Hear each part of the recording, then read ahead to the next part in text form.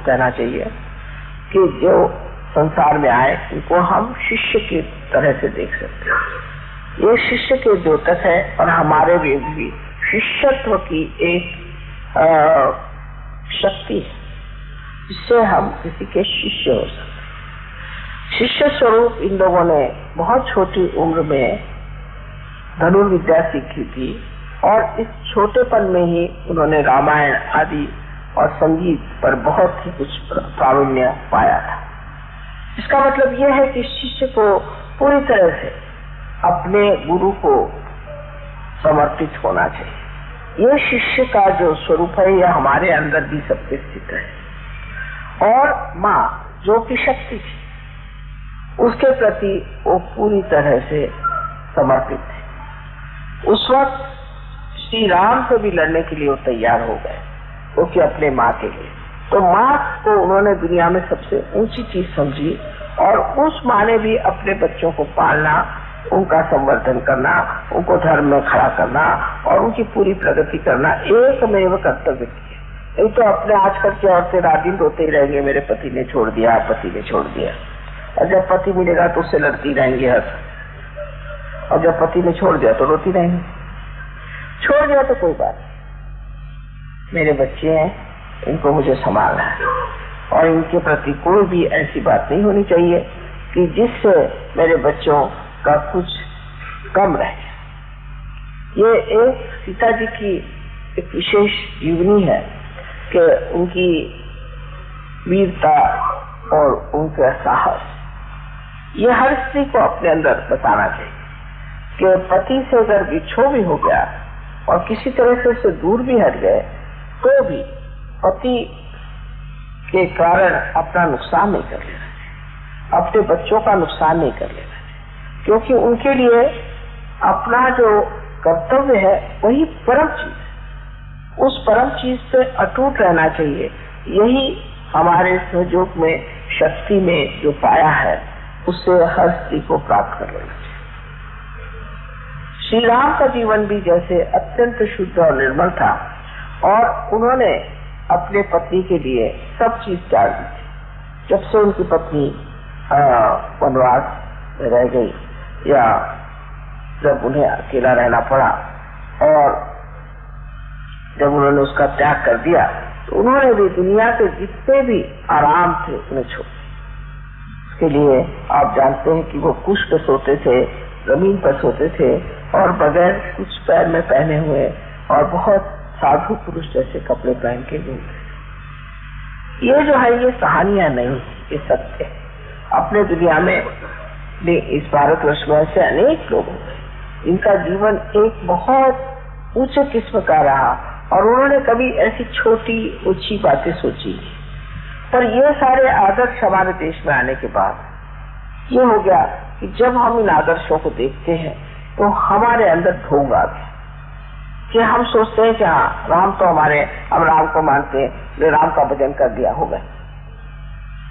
तो एक तरह का ढोंगीपना बहुत आ गया हमारा। जिन देशों में ऐसे आदर्श नहीं है तो वो कोशिश करते हैं कि हम आदर्श कैसे बने, हम कैसे अपने को ठीक बनाए, क्योंकि आपके सामने एक आदर्श आगे बन गया राम, अब हम तो नहीं राम हो सकते, और बन गए कृष्ण, हम तो कृष्ण नहीं हो सकते, और ये बन गए वो बन गए, हमारा इससे कोई ताल्लुक नहीं। इस तरह की भावना हम लोग के, लेकिन हमारे अंदर अगर श्री राम है तो उनका प्रकाश हमारे चित्त में तो आ ही सकता। क्यों नहीं आ सकता? हम क्यों नहीं इसे प्राप्त करें? हम उस स्थिति को जानने क्यों नहीं कोशिश करें जिस स्थिति में श्री राम इस संसार में आए। एक सहयोगी को ये विचार कर लेना चाहिए कि श्री राम की स्थिति अगर हम प्राप्त कर लें तो अपने यहाँ का राजकारण ही खत्म हो जाए, अपने यहाँ की जितनी परेशानियां हैं ये सब खत्म हो जाए। जिस दिन सहयोगी ये अपने मन में ठान ले कि हम रामचंद्र की जैसे अपने देश में जहाँ वो राज्य करते थे उसका बिल्कुल निरक्ष भाव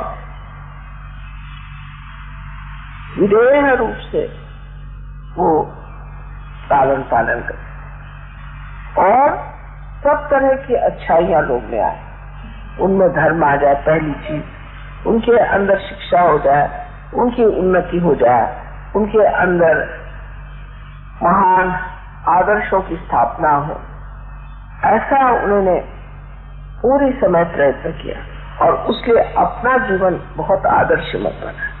तो समझ लीजिए कि जो आदमी आपको कुछ कह रहा है और वो स्वयं ही वैसा नहीं, तो आपको उसके प्रति कभी श्रद्धा हो ही नहीं सकती और आप उसके गुण ले नहीं सकते। किंतु बहुत से लोग हमेशा कहते हैं कि हम इनको मानते हैं, हम उनको मानते हैं, लेकिन मैं देखती हूँ उसके बिल्कुल उल्टे होते हैं। जो राम को मानते हैं वो सबसे बड़े चोर पॉलिटिशियंस होते हैं, या उनकी 10-10 बीवियां थे, तो राम को आप कैसे मानते हैं? इसी प्रकार जीवन में एक सहयोगी का कर्तव्य क्या होता है कि हमें भी इन देवताओं के प्रकाश को हमारे चित्त में लाना चाहिए। हर चीज की और उसी तरह से देखना चाहिए। श्री राम क्या करते हैं? इस वक्त अगर ऐसा प्रश्न आता तो श्री राम क्या करते? ऐसा अगर प्रश्न आता तो सीता जी क्या करते? सीता जी क्या करते? सीता जी का क्या बदलाव? इस तरह से अगर कोई सोचे स्त्री तो वो घर की गृहलक्ष्मी हो ही जाए। आप तो जानते हैं स्वयोग में कि सीता जी ने अनेक जन्म उसके बाद लिए और उसमें से गृहलक्ष्मी का स्थान उन्होंने जो है तो फातिमा भी के तरह से की। वो घर में घूंघट में पर्दे में रहती थी और वो सारा धर्म का कार्य उस शक्ति ने की। उसको ये जरूरी नहीं कि आप बाहर जाकर के बहुत बड़े लेक्चर दें या बहुत बड़े कोई लीडर हो जाए, कोई जरूरी नहीं। आप घर में रह करके भी ये कार्य कर सकते हैं। अपने बाल बच्चे हैं और आपके और इष्ट जो है, आपके जो आप्तेष्ट हैं, उन सब में आप सहयोग करा सकते। लेकिन पहले आप पे ये चीज आनी चाहिए। उसके बाद जब ये सब कार्य होने के बाद फिर आप समाज में भी आ सकती हैं और उसके बाद और भी आप कहीं जाना चाहे तो जा सकते। पर पहले औरतों को सीता जी जैसे शुद्ध आचरण की होना चाहिए। शुद्ध आचरण में पहली चीज है ममता और प्यार। वो जब जंगलों में रहती थी अपने पति के साथ, कभी उसने ये नहीं कहा कि मेरा पति ये पैसा नहीं कमाता, वो पैसा नहीं कमाता, जैसे हमारे यहाँ औरतों की आदत होती है, ये चीज नहीं खरीदता, वो नहीं खरीदता।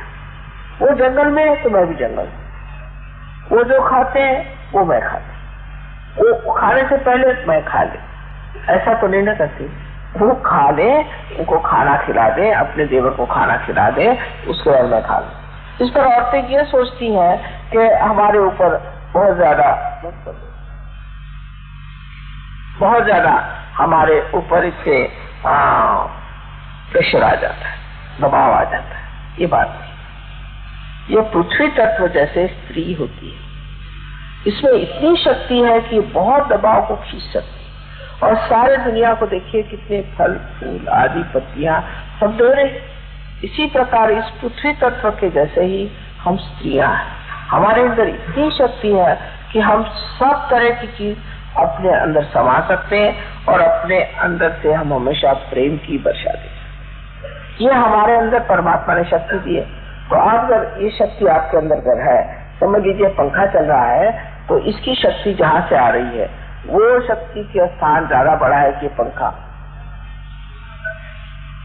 अगर ये सोचे कि ये पंखा चल रहा है, दुनिया के सामने पंखा दिखाई दे रहा है तो ये बड़ा है,